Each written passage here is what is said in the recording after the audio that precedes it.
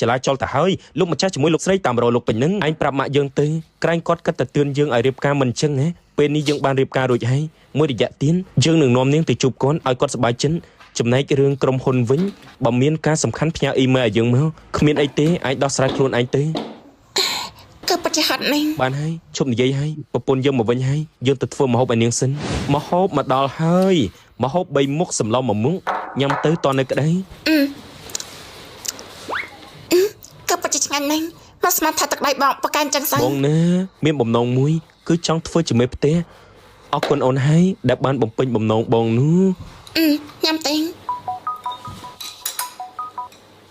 អាឡូយ៉ាងម៉េចនេះនាយកលាវការរស់ស៊ីរបស់ពួកយើងជាមួយគ្រួសារសួនត្រូវបានរំសាយចោលតែម្ខាងហើយកិច្ចសន្យានេះត្រូវបានសញ្ញារួចទៅហើយគ្រួសារសួនមកនិយាយថាខ្លួនឯងគ្មានតំណែងទេវាបាច់ជាមកកិច្ចសន្យាអញត្រូវមកទិវីប្តឹងសួនយ៉ាទេតែទោះជាទៅប្តឹងពួកវាក៏គ្រួសារសួនមិនចាំបាច់សងលុយនោះដែរគឺលោកម្ចាស់ឃើញគ្រួសារទាំងពីរចិត្តខ្លាចជាដន្លងនឹងគ្នាទៅហើយក៏ឲ្យគេទៅមិនចាំបាច់និយាយលក្ខខណ្ឌទេយើងទៅសញ្ញាកិច្ចសន្យាជាមួយក្រុមហ៊ុនសៀងហៃពួកយើងបើសិនជាយើងមិនអាចយកតំណែងឲ្យគេទាន់ពេលនោះទេយើងប្រកាសជាទៅសងលុយគេច្រើនបានយើងនឹងហើយមកហៅពិតជាឆ្ងាញ់ណាស់ចាំតិចទៀតចាំខ្ញុំខ្លាចខានប៉ុន្តែខ្ញុំត្រូវនិយាយទូរស័ព្ទមួយសិនអាឡូនាយកសងថាមិញលោកក៏គ្មានតំណែងដែរស៊ុនយើងធ្វើម្ហូបច្រើនយ៉ាងនេះបែរជាធ្វើឲ្យប្រពន្ធយើងញ៉ាំលេងចូលទៅវិញគ្រួសារស៊ុនសំតែងាប់មែន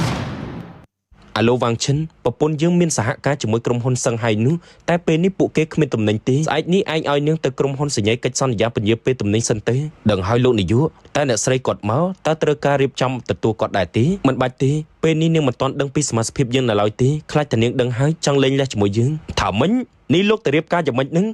កុំចេះអញធ្វើទៅតាមយើងប្រាប់ទេ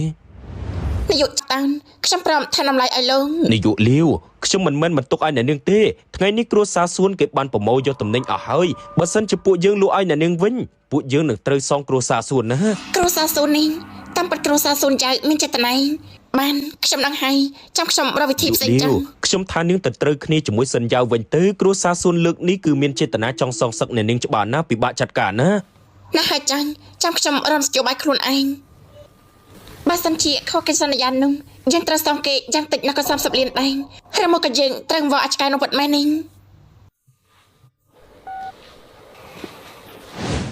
អេបងធ្វើអីហ្នឹងបងកំដៅទឹកដោះគោឲ្យណែញ៉ាំទៅអូមិនចង់ផឹកទេអូមិនចង់អន់ក្បាលដាក់សុនយ៉ាទេ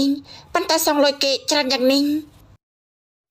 បងប្រាប់អូនណាមនុស្សបងនេះណាបងមានសំណាងល្អណាហើយបងក៏ទាយត្រូវដែរមកចាំបងទាយឲ្យអូនមើលបញ្ហាអូននេះបន្តិចទៀតនឹងអាចដោះស្រាយបានហើយធ្វើអីហ្នឹងបងមកលងគេនិយាយជឿជាក់បន្តិចបានទេប៉ុន្តែគេនេះយកចិត្តទុកដាក់មកលងគេនោះសង្ហាដែនតែក្រៅពីធ្វើម្ហូបរបស់គេឲ្យហើយនោះ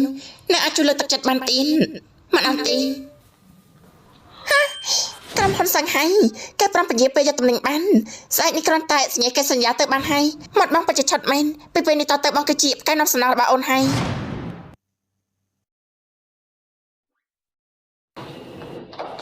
តើឆាប់ទេមកឆានទីនេះធ្វើអីទៅបងគិតថាឯកសារនេះអូនទៅសញ្ញាម្នាក់ឯងទៅបានហើយចាំបងចាំអូននៅខាងក្រៅណាអូនថាទៅមើលបងជាអ្នករត់តុកនេះចូលទៅជាមួយអូនសញ្ញាឯកសារនិយាយទៅគេសោចស្លាប់ហើយ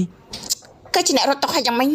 ពួកយើងសត្វតែប្រឹងរកលុយដល់ដៃខ្លួនឯងអ្នកណាគេរើអាងបងនោះថាបងគឺជាផ្កាយនាំសំណងរបស់អូន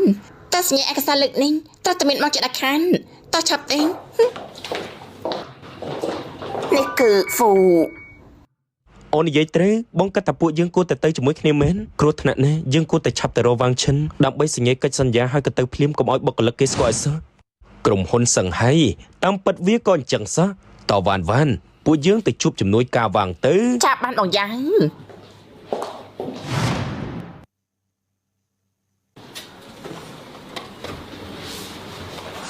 ហើយចានេះមិនមែនចម្ឹងយ៉ាវទេ